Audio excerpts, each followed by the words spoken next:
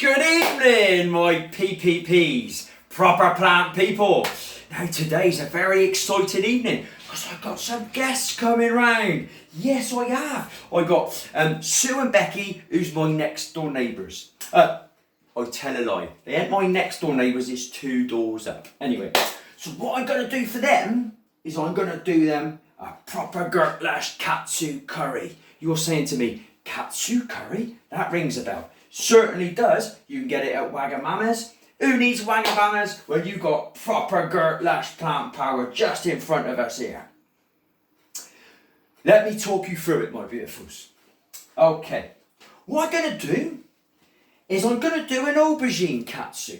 Okay, and that's going to involve some breadcrumbed aubergine with a very light vegetable curry, some rice and a pickle to go with it. Okay, and I'll talk you through each of those as we go along. Let's start, shall we, with the aubergine. Now, as you can see here, what I've done is I've sliced those aubergines, okay, so they look like, well, they look like fish, don't they?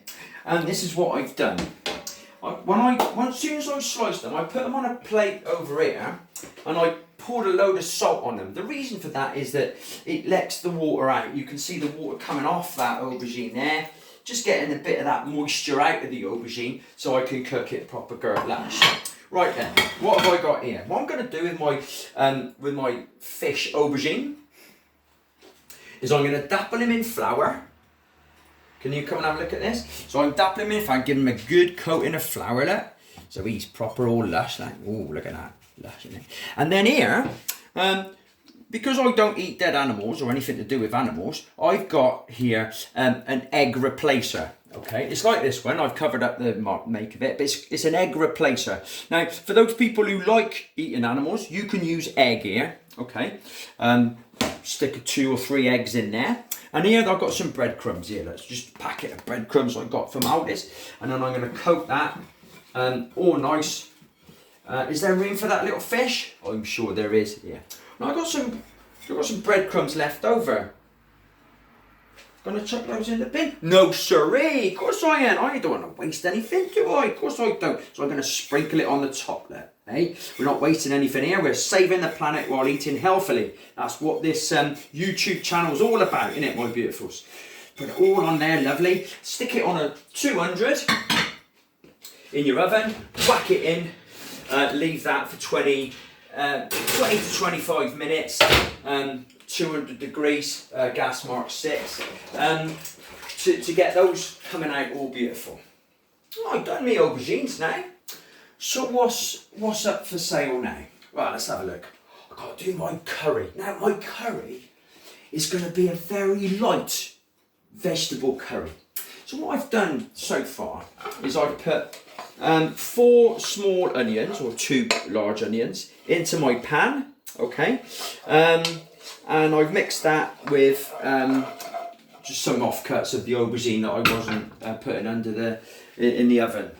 And then I've chopped up a load of ginger here, okay? So that ginger that I've chopped up, I'm going to whack that in. Maybe put the heat on here. That might help, mightn't it? So off it goes on gentle heat. I've already sweated out those onions a little bit, okay? I'm going to put that on a gentle heat, all nicely. I'm going to put the ginger, whack it in there, look. Oh, I'll tell you what, ginger. And I've also put, well, it was a 5 centimetre piece of ginger that I've cut up. I also cut up some garlic, okay? And I'm going to show you how to cut up garlic and ginger. You're going to need a very sharp knife, okay? Now what you're going to do is you're going to get the end of that knife and you're going to press it against your clove of garlic. Put all your weight on it.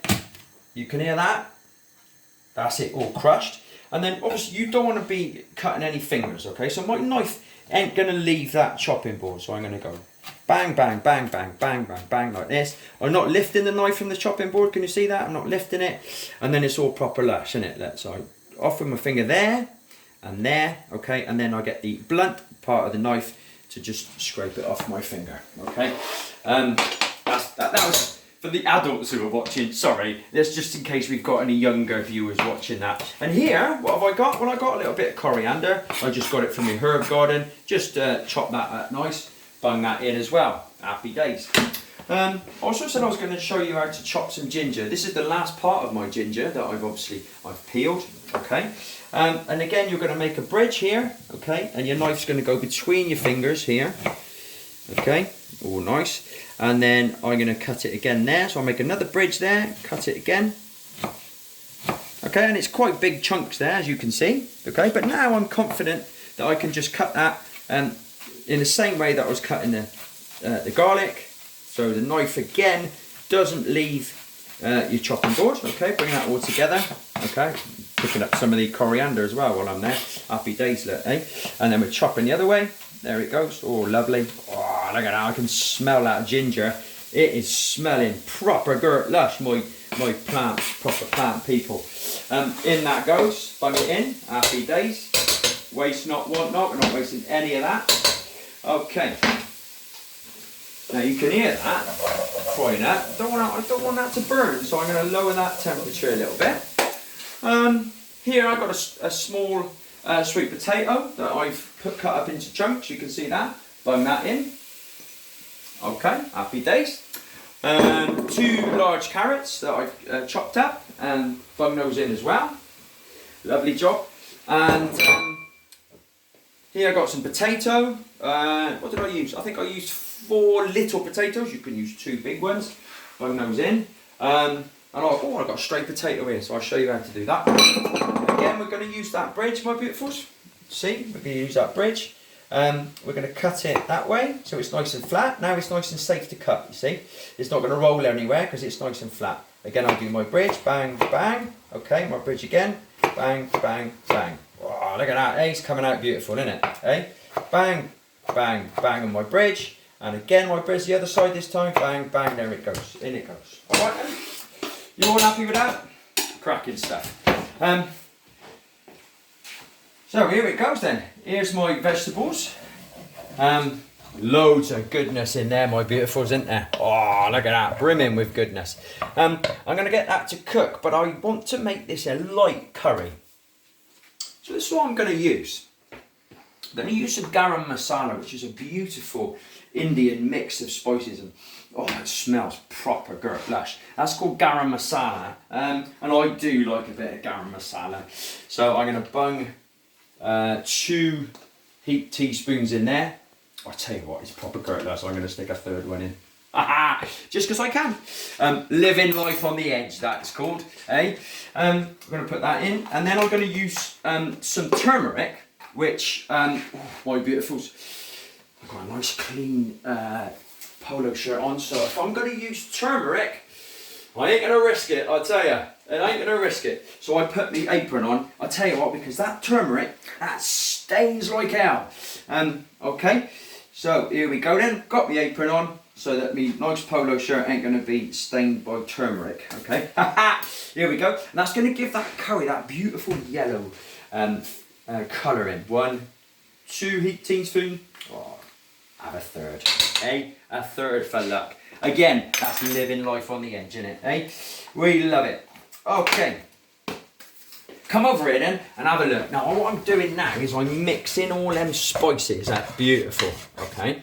Just mixing them all up, coating all the vegetables with my proper lush spices left. Smells so nice. Oh, sorry, that was Becky. She's filming. She's my next door neighbour. She's saying it smells proper nice. And she's right, because it does.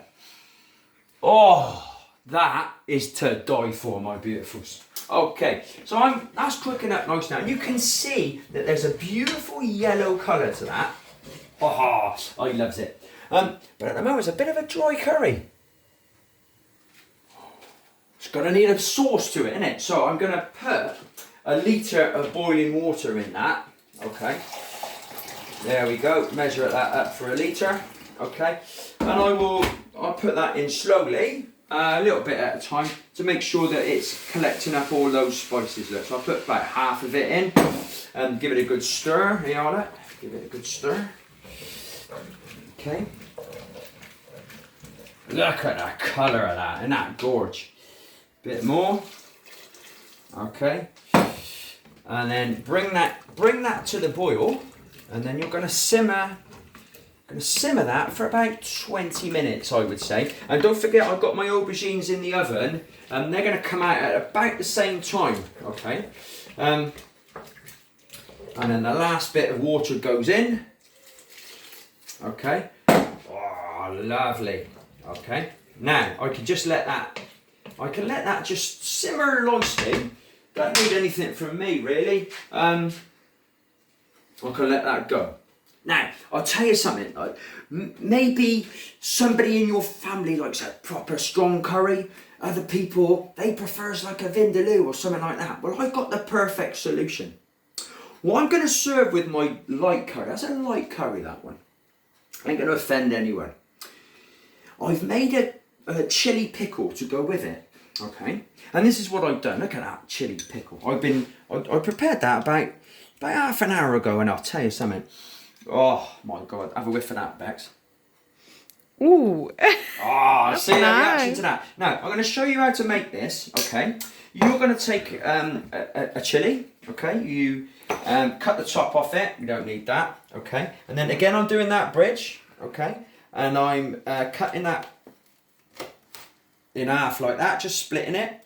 Okay, with this chili, I was quite lucky because it hasn't got many seeds in it, and I don't want my pickle to be overpowering. Okay, so I'm going to take those seeds out. Okay, and then again I'm just chopping as we go.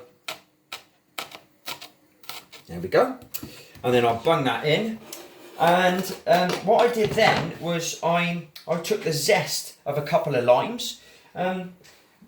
If you rub the lime against a small grater, there's a small grater, just rub that in, and it will give you a nice sort of grating of the lemon skin. You pop that in, and then you squeeze out the juice of those couple of limes. And I didn't feel there was a lot of liquid after I'd done a couple of limes, my beautifuls. But the trouble was I'd run out of limes, so I just used a lemon as well, just to add a bit to it. Okay, so you've got the rind and the juice of 2 limes and 1 lemon in there. I think I put altogether 3 red chilies and 1 green chili. If you can get different colours, it'll be even more beautiful. So then, when people have their curry, they can add as much as they want. Or if they don't prefer a nice mild curry, they ain't going to bother at all, are they? Okay. Right. So how am I going to serve this? Well, when this is ready, I'm going to serve the curry with the aubergines on the side, and then the rice. Now let's have a look at this rice. What I've done, I've got some basmati rice here. Normally, my beautifuls, I use brown rice, but because I've got guests tonight, I thought I'd use some white rice because I'm not sure if they're going to be too big fans of brown rice. And what I'm going to do is I'm going to get some cumin. I talked to you about that in my previous recipe at the weekend. I'm going to put like a handful of cumin into my rice, and not only does that give a beautiful colour to my rice when it's cooked, but it also flavours my rice beautifully. Okay, something else you can do to get that rice with a beautiful flavour to it is just squeeze a lemon into the water, because what will happen is the rice will absorb all those flavours. You'll have a beautiful cumin lemony rice. I ain't going to bother simply because I've run out of lemons because I used them for me pickle. So that's that. Now, what I can do now is, what's happening? Well, my curry's ticking away beautifully. My aubergines are down there, getting ready, 10-15 more minutes, and my rice is cooking. I can now, my beautifuls, I can now relax. Now I know some of you like to have dead animals. We've talked about this in the previous recipe. And if you want to have dead animals, you can replace my slices of aubergine with some pieces of dead animal, and the process after that is exactly the same. Okay, you put your dead animal into the egg, and then into the flour first, and then into the egg, and then into the breadcrumbs. Whack it in the oven. Okay, and that, my lovelies, is Jamie's aubergine katsu curry.